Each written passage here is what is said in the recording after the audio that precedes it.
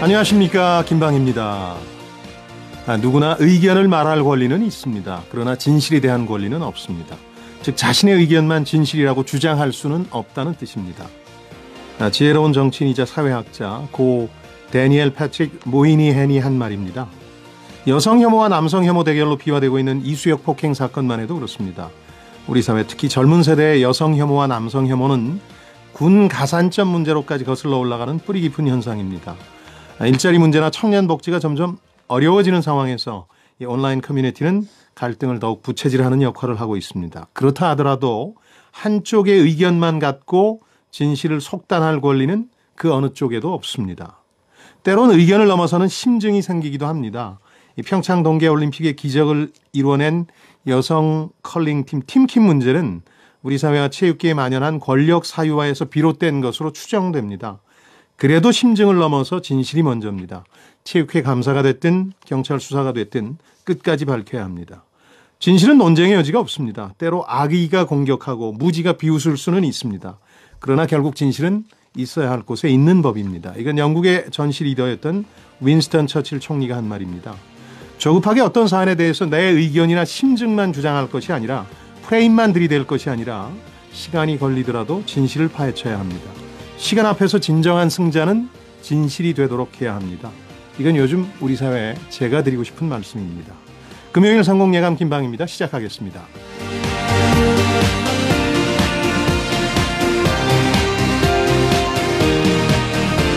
자, 오늘 금요일 원탁의 기자들이 찾아가는 날이죠. 1년 8개월을 끌어온 삼성바이오로직스 분식회계 논란, 마침내 금융당국의 결정이 내려졌습니다. 하지만 이번 결정은 끝난 게 아니라 사실상 2라운드로 접어드는 본격적인 싸움의 시작이라는 전망에 무게가 실립니다. 앞으로 남은 쟁점들 좀 정리해드리겠고요. 이어서 오늘 불타는 금요일 불금입니다. 술 약속 잡으신 분들 많으실 텐데 미리 좀 술 확 깨는 얘기 좀 해보겠습니다.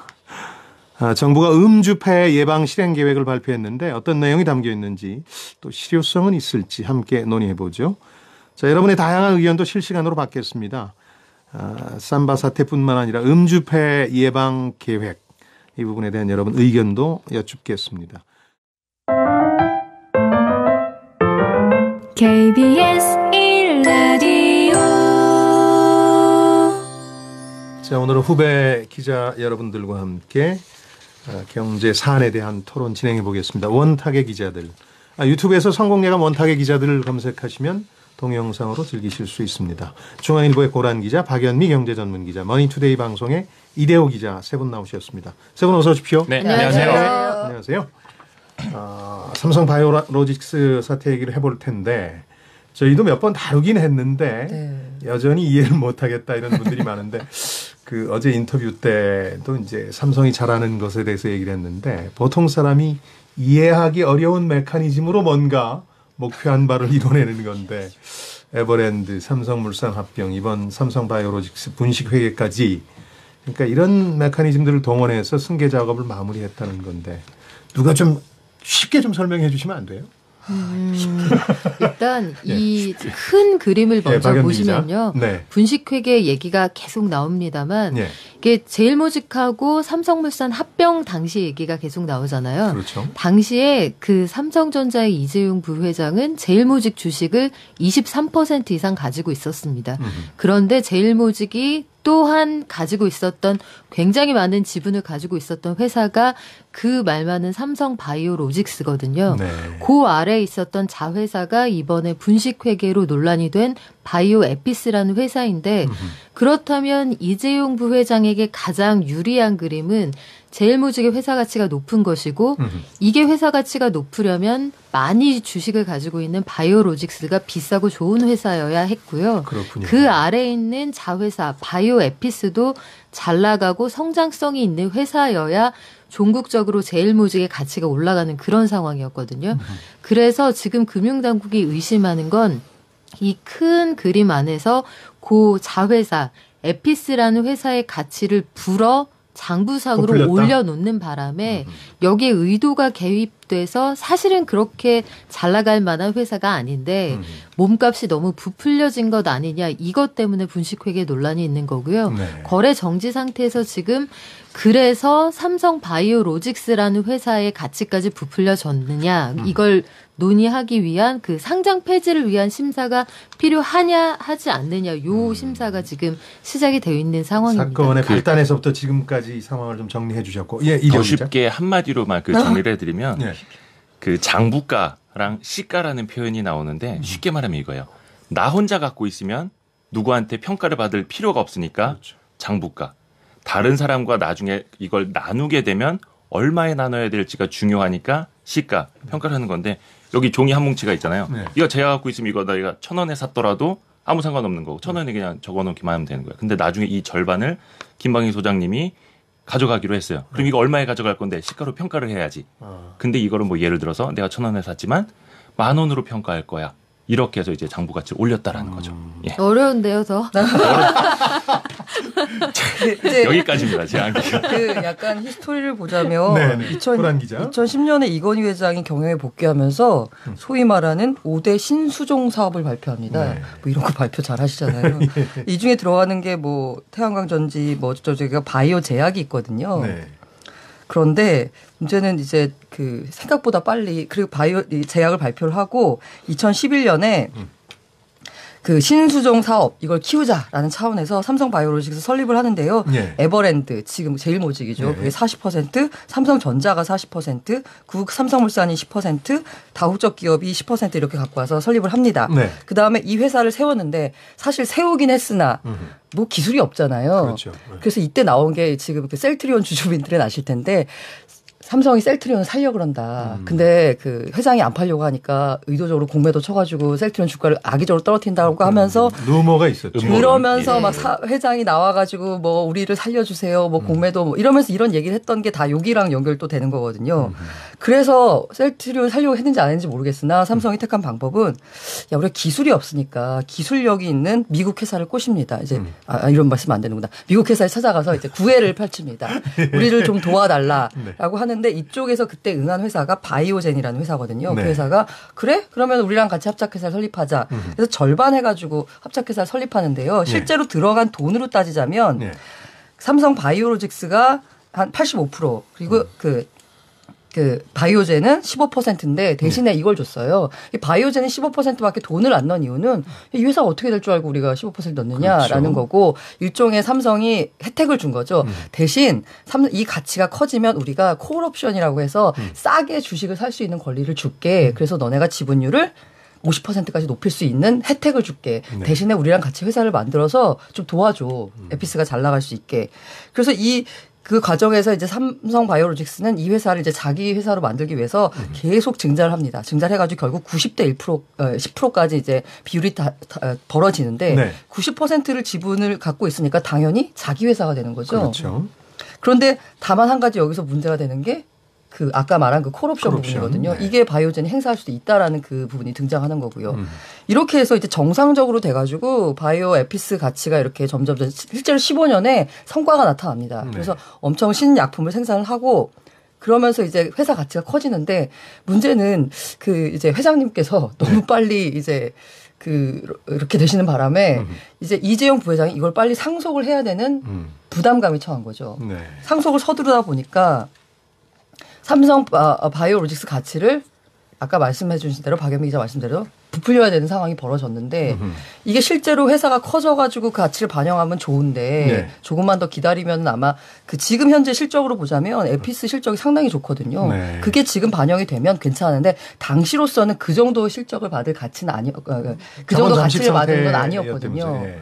그런데 이걸 너무 빨리 하다 보니까 이거 여러 회계적으로 문제가 생겨났고 이때 이제 삼성 측과 회계법인에서 제안한 방법이 아까 이대호 기자가 말한 이거를 내가 갖고 있는 게 아니라 그렇죠. 나눠 갖고 있는 걸로 계산을 한 다음에 시가 평가를 해버리자라는 거죠. 잘 알겠습니다. 이제 배경이 충분히 이해가 되셨을 테니까 남은 쟁점들 이제 앞으로 언론들이 주목할 부분이니까 이걸 좀 하나씩 좀 정리를 해보죠. 우선 아까 어제 고란 기자도 얘기를 했지만 예전하고 좀 다른 금융당국의 결정 네. 예상과는 좀 달랐다 이런 표현도 썼는데 네. 뭔가 결정적인 증거가 있었기 때문에 그런 거. 박용진 의원의 폭로가 결정적인 증거가 된 겁니까? 사실은 그 내부 문건이 스모킹건이 됐다. 스모킹건이란 말 요즘에 많이 나오는데요. 그렇죠.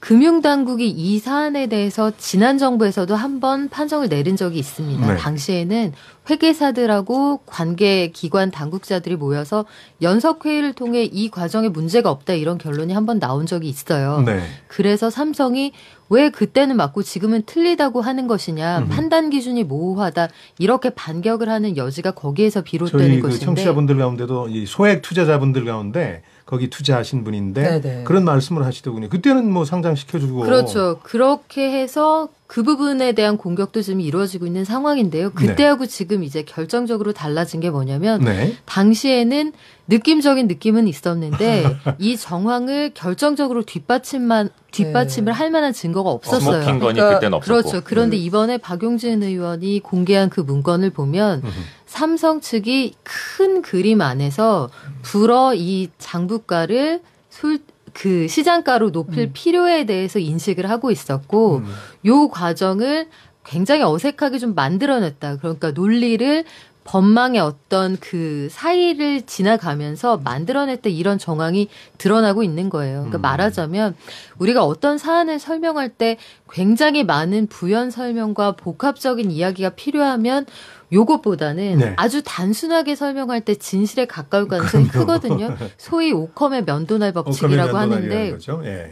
삼성의 설명이 너무 복잡하고 들을수록 이해가 안 간다 이런 의견이 많아지고 있는 거예요. 물론 이 부분에 대해서 삼성도 할 말이 있다고 주장을 하기 때문에 행정소송을 통해 아주 지루한 싸움이 좀 시작이 될 것 같은데요. 그렇죠. 여하튼 굉장히 석연치 않은 구석이 있다. 그리고 이걸 정황적으로 뒷받침할 만한 증거가 나왔다. 박용진 의원을 통해 공개됐다. 여기까지가 알겠습니다. 사실입니다. 그 말을 하자면 호랑 기자. 이게 그 당시만 해도 진짜 야 이거 의심은 되는데 삼성 측의 주장이 또 그 결과적으로 놓고 봤을 때 또 맞거든요. 아니 이거 회계 처리가 이렇게 달라졌기 때문에 우리가 이렇게 한 거야라고 하는 부분이 그렇게 보면 또 그렇게 볼 수도 있지만 그게 아닌 것 같은 느낌적인 느낌만 있었고 그렇기 때문에 왜 금감원이 이거 분식회계다라고 해서 증선위에 올렸을 때 증선위가 1차 결정을 내렸을 때는 다시 보낸 거잖아요. 핑퐁 게임을 한 거죠. 그렇죠. 다시 해라라고 했을 때 그때 많이 이제 그 증선위를 막 비판하신 분들이 있는데요. 네. 당시에는 정황적으로는 의심을 할 만하지만 말씀드린 스모킹 건이라고 할 만한 확실하게 입증할 만한 게 없었어요. 없었다. 근데 당시 이제 금감원 그 내부 분들을 보면 야 이거 우리가 무슨 압수수색해서 수색할 수 있는 것도 아니고 어떻게 그걸 찾아내냐라고 굉장히 고민에 쌓였었는데 이때 금감원 내부로 제보가 들어가는 거죠. 2015년 11월에 삼성바이오로시스 재경팀이 작성한 문서가 금감원으로 들어갑니다. 그게 박용진 의원이 공개를 한 그 문서고요. 그게 박용진 의원이 공개한 게 그게 최근에 네네. 투서가 들어온 거래요? 네네. 저는 그게 되게 궁금하더라고요. 그게 지난 여름에 그러니까 보따리를 싸서 갖다 줬다는 거예요. 지난 여름에. 그러니까 그런데 증선위에서 다시 퉁쳤을 때, 그렇죠. 다시 보냈을 때. 죄송합니다. 왜 이러지? 네. 공개 다시 박용진 보냈을 의원을 때. 통해서 공개된 건 현재의 시점인데 네. 그 문서가 어떤 개인에 의해서 내부 고발이 이루어진 건 사실 한참 전입니다. 그러니까 증선위에서 다시 금감원으로 보냈을 때 아마 그 내부 고발자분도 금감원이 그렇게 판단 내렸으니까 증선이도 이제 분식회계라고 하겠지라고 아마 생각했을 텐데 그게 아닌 결과가 나오니까 내가 더 이상 이러선 안 되겠다. 내부 라고 생각한 것 고발자 같아요. 부분은 네. 조금 더 이제 사실 확인이 돼야 네. 되겠고 우선 또 한 가지 이제 상장 폐지 가능성과 관련해서 어제 우리 로이터의 임승규 기자는 대우조선 해양의 사례를 들어서 가능성이 좀 높지 않다는 쪽으로 전망을 했는데 이건 어떻게들 보세요? 두 가지를 보셔야 될 것 같아요. 일단 그 임승규 기자가 생각하는 부분은 증권시장의 어떤 컨센서스에 가까운데요. 네. 워낙 덩치가 큽니다. 그 코스피에서 6번째로 덩치가 큰 기업이기도 그러게요. 하고요. 네. 주가가 지금 많이 떨어져서 시가총액이 22조 원 정도 되고 8만 명의 개인 투자자 그리고 이 기업의 특징이 다른 기업들은 대부분 외국인 투자자 비중이 한 23% 정도 되는데 여기는 개인하고 국내 기관 투자자들 투자 비중이 굉장히 높거든요. 높죠. 예. 그러니까 바꿔서 말씀을 드리면 만약에 이 회사가 시장에서 쫓겨난다 그러면 손해가 뭐 어마어마하다는 얘기예요. 그렇죠. 그래서 그런 위험 부담이 있고 또 한 가지는 대우조선해양의 분식회계의 경우에 어찌됐든 1년 3개월 동안 거래를 못하게 했지만 거래가 재개가 됐거든요. 그렇죠. 쫓아내지 예. 않고. 그러니까 다른 사례도 마찬가지였다. 이런 주장이 한 가지 있고요. 또 반면에 회사가 계속 경영을 하다 나중에 분식 회계를 한 그 대우조선해양의 사례와 삼성바이오로직스는 거짓말로 상장이 이뤄지는 과정이 있었으니 다르죠. 근본부터 출발이 다르다 이런 주장이 있어요. 근데 어느 쪽이든 굉장히 그 남겨지는 후폭풍은 상당할 것 같고 상장 폐지는 정무적인 판단도 좀 들어봐야 되는 부분이 아닌가 궁금한 싶습니다. 게 대우조선하고 이제 다른 케이스는 상장 전에 분식을 저질러서 그걸 바탕으로 상장을 했다는 게 가장 다르기 때문에 그럼 이거는 상장 취소 개념의 상장 폐지 실질 심사를 해야 되는 것 아니냐라는 의문을 개인적으로는 갖고 있는데 네. 그런데 결과적으로 놓고 보면 가장 중요한 건 기업의 지속 가능성이거든요. 그러니까 이 기업은 상장 이후에 아이러니한 게 그걸 바탕으로 상장을 했고 또 그걸 바탕으로 상장 이후에 성장을 했습니다. 네. 그리고 22조 원의 가치를 갖고 있고 이익이 나고 있는 회사예요. 이제는 이익이 나고 있어요. 그러다 보니까 계속 기업성은 충분히 있는 거다 보니까 거래소 입장에서도 과거에 잘못한 건 맞아. 근데 지금 죽이기는 힘들어. 이렇게 되는 거죠. 그 아까 말씀하신 이제 8만 명의 소액 투자자들이 이제 문제인데요. 그렇죠. 이분들 피해로 호소하는 사연도 저희가 지금 많이 예. 받았는데 소송 어떻게 해야 되는 거냐고. 이거 어떻게 되는 겁니까? 집단 소송 움직임이 있던데 이대호 기자. 집단 소송은 그 경제민주화 뭐 정책 나오면서 집단 소송을 더 많이 넓혀야 된다라는 이야기 많이 나오고 있는데 네. 우리나라에 거의 유일하게 도입되어 있는 게 증권 관련 집단 소송법이 그렇죠. 있거든요 이미. 그런데 절차가 엄청나게 복잡합니다. 보통 우리가 지방법원, 고등법원, 대법원 3심 있잖아요. 예. 근데 이거는 증권 관련 집단 소송을 해도 되느냐 그 허가를 또 3심까지 가야 돼요. 아이고. 그러니까 3심 플러스 3심이어서 과거 전례로 보면은 최소한 10년 가까이 걸리는 그러니까 케이스도 상당히 웬만하면 많았어요. 하지 말라는 얘기죠. 사실 그 제도는 그 웬만하면 안 했으면 쉽네 이런 의도를 가지고 있는 제도인데 그래서 다양한 법무법인에서 이 가능성에 대한 법률적인 검토가 지금 이루어지고 있거든요. 아, 네. 빨리 그러니까 하도록 해야 된다. 그래서 소액주주들이 이제 여기저기 문의를 하는데 반반이에요. 이게 현실적으로 소액 실익이 그렇죠. 없다거나 혹은 그렇죠. 가능성이 없다. 그렇죠. 실제로 네. 그 주가가 올랐거든요. 그렇죠. 그럴 가능성이 없다 이런 얘기랑 또 한 가지는 이대호 기자가 말씀하신 것처럼 상장을 기만적인 방식으로 했다고 한들 이게 만약에 이제 그런 결론이 났다고 한들 현재로서는 이 기업이 또 기업의 재무적 안전성이 보장이 되는 건 사실이거든요. 네. 그래서 절충안으로 지금 거론이 되는 게 다소 성급한 얘기입니다만 예단을 해보자면 조심스럽게 만약에 이제 이러저러한 개선 작업에 대한 요구가 있었을 때 상장 당시에 우리가 맞춰 놓았어야 할 그 조건을 사후적으로 애프터 서비스하는 방식이 있을 수 있다. 뭐 이런 주장도 나오더군요. 뭐 그거 맞추는 거야. 지금 현재 돈을 잘 벌이는 회사고 사실 삼성의 신수정 사업으로 됐기 때문에 문제는 없을 텐데 이게 정말 8만 명이거든요. 어려운 8만 부분이죠. 명. 예. 어려운 부분이 있기 때문에 어디부터 손을 대야 되느냐. 소송 움직임은 좀 있는 것 같고 네. 지금 법률사무소들이 네. 검토 아니 중이고. 근데 그렇다고 그리고 그 참여연대에다가 전화하시는 좀 말아주셨으면. 또 하나 중요한 게 하나 있는데요. 일단 상장 폐지는 그럼 뭐 가능성이 낮다 하더라도 예. 중요한 건 거래 정지 기간입니다. 그렇겠죠. 그러니까 직전에 뭐 매수를 하신 분들은 그래도 상패는 안 당할 거니까 거래 재개되면 오르지 않겠느냐 이런 식으로 약간 투기성으로 투자하신 분들 많은데 예. 최소한 2개월 이상은 가고요. 아하. 그냥 루틴대로 가더라도 3, 4개월은 걸립니다. 이게 뭐냐면 예. 그 뭐 상장 적격성 실질심사 대상에는 올랐습니다만 기업위원회 열고 그 가운데 이의 신청을 받고 이런 과정이 그렇죠. 있고 또 하나 중요한 게 뭐냐면 경영 그 개선 기간을 줍니다. 한국거래에서 개선 기간을 주는데 이 개선 기간 안에는 다 거래가 정지돼 있다는 거거든요. 그럼 이 개선 기간을 뭐 3개월 주기도 하고 6개월, 12개월 주기도 하는데 이 기간 안에 중요한 건 과거의 회계 처리 기준을 다시 정정하고 재무제표를 정정해서 가져와야 하는데 그게 하루 이틀 안에 되는 게 아니고 또 하나 더 중요한 건 삼성이 잘못을 인정 안 하고 있죠. 그렇죠. 소송 간다고 하죠. 그러면 굉장히 소송 가서 어렵습니다. 우리는 잘못한 게 없어 이렇게 따지고 있는 기간에 낸 개선 이행 계획이나 그 계획이나 이행 내역이 과연 진실성이 있는 것이냐 볼 수 있는 거. 그래서 의외로 소송이 더 길어지면 예. 개선 기간 즉 주권 매매 거래 정지 기간도 길어질 수 있지 않겠느냐. 거래 정지 기간에 네. 대해서는 꽤 길어질 수 있다는 걸 염두에 둬라 이런 그렇죠. 말씀이고. 그리고 일단 삼성이 그 어제 그 뭐 이렇게 그 SNS 망으로 그 삼성 바이오로직스 사장이 보낸 편지가 돌았어요. 네네. 거기에서 보면은 우리는 행정소송을 통해 잘 이렇게 대응해 나가겠다. 동요하지 말아라. 되게 안타깝다. 금융당국의 결정이라는 이제 부분이 들어가 있는데 네. 행정소송 하겠다는 게 입장인 거고 그 행정소송 자체가 굉장히 오래 걸릴 거고 결과가 어떻게 나오든 간에 네. 기간은 오래 걸릴 거고 하면 최소 대우조선 해양 사태를 봤을 때 1년은 그냥 묻어두시라 하는 말씀을 드릴 수밖에 지금 없습니다. 저 의견은 갈리는데요. 예를 들어서 소송 움직임을 보이고 있는 개인 투자자들 입장에서 아마 투자하신 분들이겠죠. 이런 분들은 너무 피해가 크다. 바이오 산업의 미래도 걱정된다 이런 얘기가 있고 그건 잠시 후에 짚어보고 또 하나 이제 삼성이 개인 투자자를 볼모로 삼고 가는 거네요 하고 네, 맞아요. 그런 측면이 있어요. ACCEN 이렇게 되는 영어 약자 쓰신 아이디 이런 의견도 있습니다. 그러니까 나머지 쟁점 한두 가지만 더 짚어보죠. 시간이 없어서 하나는 바이오 산업 미래 관련해서 이제 상당히 우려하는 목소리가 있는데 지금 뭐 외국인 투자자라든가 바이오주 움직임은 어떻습니까? 괜찮습니까? 괜찮아요. 괜찮았어요? 어제도 예. 오히려 정상화 이게 됐어요? 불확실성이 해소됐다 이렇게 오히려? 받아들이는 게 우세한 분위기라 오늘도 코스피는 상승 출발을 했습니다.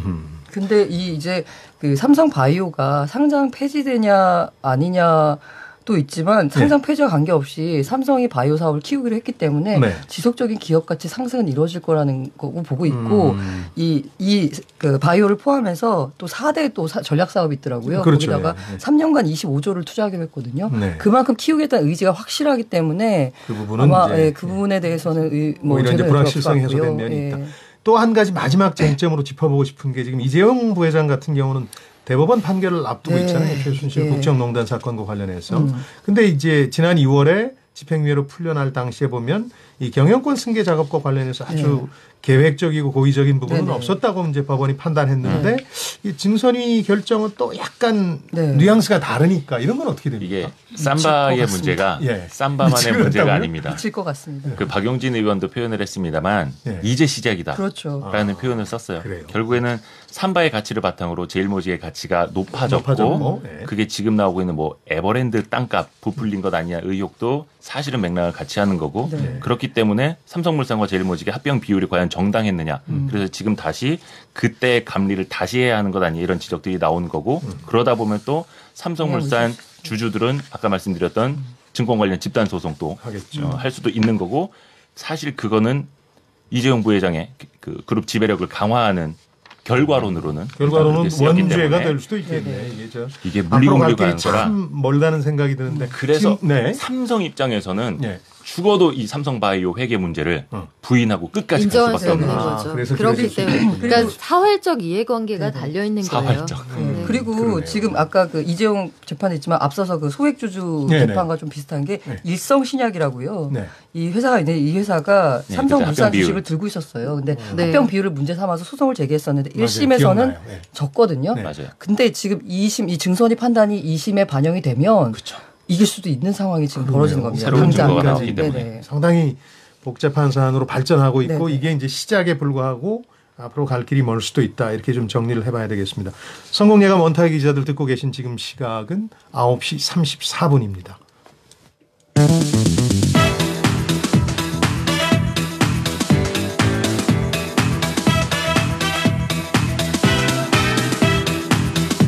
경제를 듣습니다. 성공을 부릅니다. KBS 1라디오 성공예감 김방희입니다. 청취자 의견들 가운데는 이제 상장을 용인했던 한국거래소라든가 이런 쪽의 책임, 금융당국의 원죄를 묻는 의견들도 있습니다. 참고하시고요. 짧은 문자 50원, 긴 문자 100원이 드는 샵 9730번 또 KBS 콩으로 계속해서 의견 보내주시죠. 술 얘기를 좀 해봐야 됩니다. 저로서는 이제 상당히 껄끄러운 주제입니다. 예. 김현정님 의견인데 회계법인이 벌금 1억인가를 받고 다시 그 삼성바이오 회계는 못 맞는 걸로 했는데요. 예. 여기서 정말 지적하고 싶은 건 회계법인에 대한 이런 솜방망이 처벌 이거 빨리 바뀌어야 될 것 같습니다. 아, 이번에 문제가 네. 된 삼성바이오건 회계법인 처벌 김현정 님이 물어보셨는데 고란 기자께서 답해 주셨고요. 자, 주제를 좀 바꿔서 저희가 삼성바이오로직 사태는 계속해서 여러분들한테 그 후일담들을 뉴스로 전해드릴 테니까요. 이렇게 좀 정리를 해보죠. 술 얘기를 좀 해볼 텐데 기자분들도 아마 이제 연말 되면 송년회 이런 것들 때문에 술들 많이 드시게 되죠. 근데 참 이게 그 옛날 같지는 않아요. 옛날처럼 많이 드시는군요. 네네네. 많이 바뀌었죠, 문화가. 네. 그래요.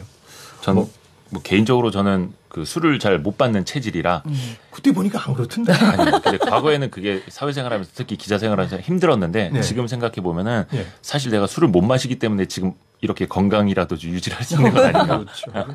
그런 생각도 들어요. 직업병 중에 하나가 박연미 기자도 네. 그렇지만 이제 술병이 기자 생활하다 보면 저도 그런가요? 직업병인가요? 아니 그런데 정말 그 변화는 분명히 있는 것 같아요. 그래요. 퇴근 시간도 당겨지고 52시간 근무하고 전반적으로 이제 사람들이 네. 개인의 삶을 더 가치 있게 써야 한다 이런 분위기이기 때문에 네. 저 처음에 기자 됐을 때는 정말 제가 한 그 입사하고 한 5달 동안 네.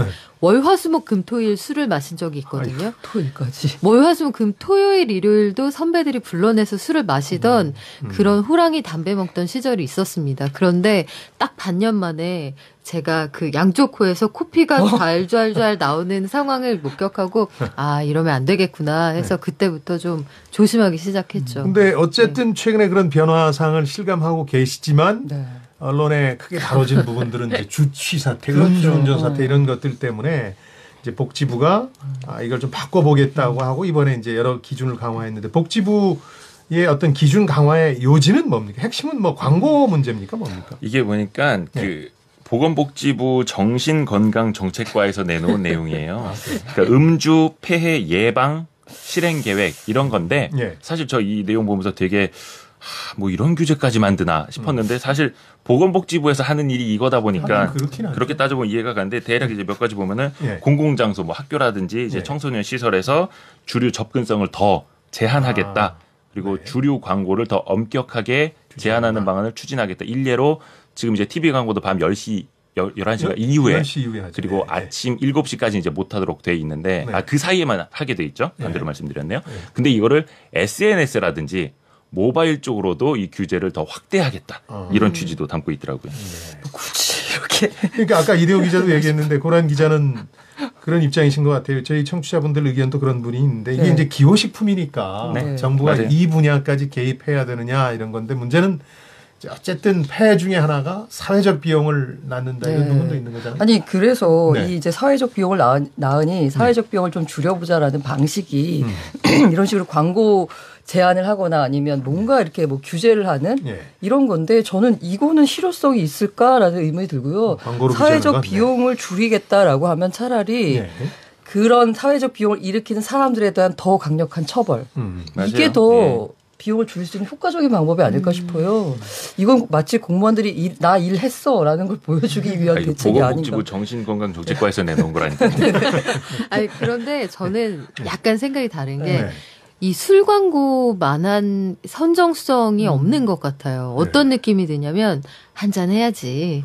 TV를 보고 있다 보면 목 넘김 뭐 이런 거 보여주잖아요. 광고와 그 꿀꺽꿀꺽 넘어가는 소리와 너무나 그 청량감 있을 것 같은 그 소리 막 거품 이런 것들을 아주 세밀하게 표현을 하거든요. 이번에 그걸 당대 못하게 최고의 한다는 거예요. 또 연예인들이 그리고 광고를 당대 하잖아요. 최고의 미남들이 나와서 술을 마시면서 그 추임새를 하니까 욕을 볼 때 마음이 좀 동할 때가 있거든요. 아, 아니 이번에- 그래서 그냥 집에서 그냥 마시면 되잖아요. 그래서 복지부 그렇죠. 자료 중에 그렇죠. 그 첨부 설명 자료로 나온 거 보니까 예. 특히나 남성보다 여성인 경우에 드라마를 보면서 음주를 하는 경우가 더 많다. 근데, 근데 드라마에 저는 이입을 할수록 더 많이 음주를 하게 그게 된다. 이런 의문인 통계가 게 있다. 집에 앉아서 드라마 보면서 맥주 한 잔 마시는 게 무슨 사회적 비용을 유발하나요? 근데 문제가 제가 저의 어떤 신체적 변화를 통해 임상을 해본 결과 이게 꾸준히 그렇게 마시잖아요. 네. 그러면 장기적으로 되게 큰 변화가 있긴 있어요. 그 사회적 비용 말씀 나와서 말인데 네.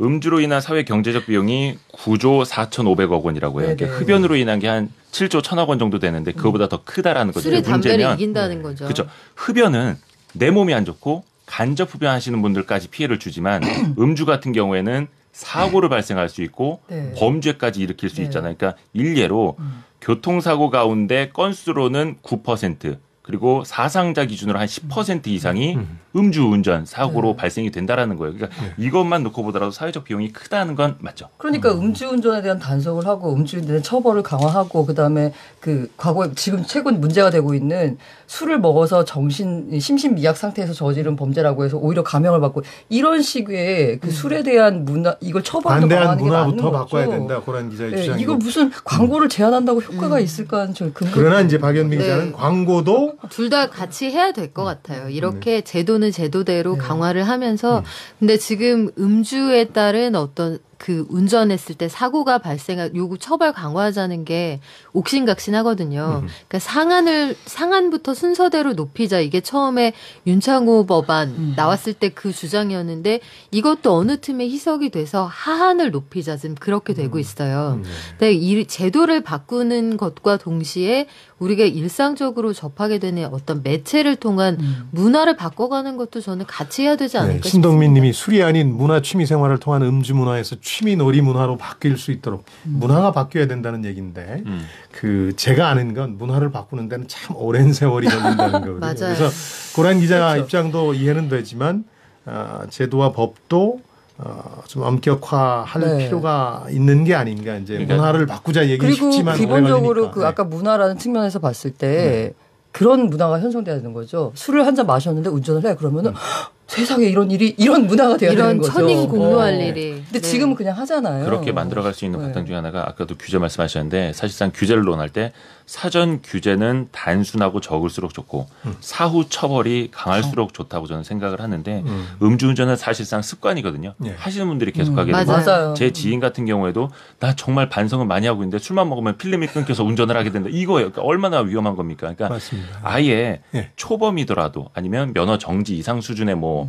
알코올 농도가 검출될 경우 무조건 징역형을 한다. 이러면은 확실히 좀 줄어들 수 있겠죠. 처벌을 높여야 됩니다. 김대성 님도 이제 음주 운전에 대한 경각심 알려주셨고 정광철 님 음주 문화가 좀 바뀌어야 된다 하고 처벌 얘기를 역시 하셨는데 청취자 의견 가지고 이제 좀 마무리를 하겠습니다. 문화가 바뀌어야 된다는 거에 대해서는 다 공감하지만 이제 그 방법론과 관련해서는 또 실효성 논란이 있기는 있다 이런 정도로 하죠. 중앙일보의 고란 기자, 머니투데이 방송의 이대호 기자, 박연미 경제전문기자였습니다. 세 분 고맙습니다. 예, 감사합니다.